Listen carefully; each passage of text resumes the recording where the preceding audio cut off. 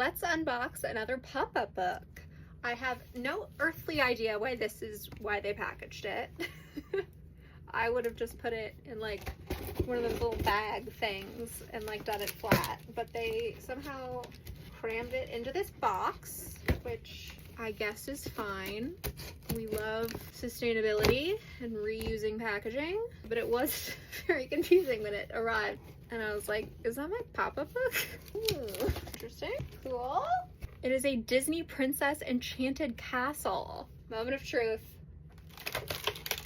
Oh my god. Maybe has a little bit of a cigarette smell. Should I prefer it didn't?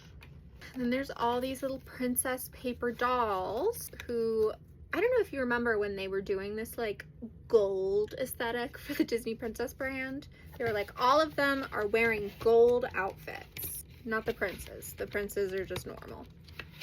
Come on. Jasmine, Aladdin. Let's take a closer look. Okay, so this room is like a throne room, entry room kind of thing. There's like these little steps that lead up to this thing. Big printed background. This is sort of the star of the show, the exterior of the castle.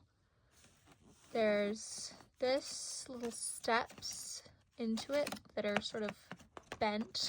And then all of these fun little turrets and towers and whatever. And then here is like a little banquet room. So this table popped up. This is a canopy. Seems a little bit worse for wear, but that's okay.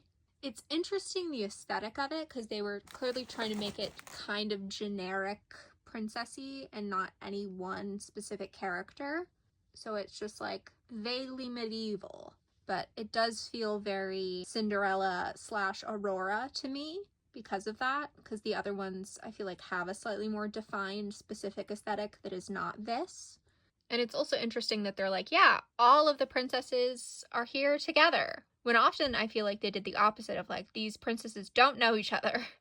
They have no affiliation with each other. Whereas this one, it's like, they're all in this castle together.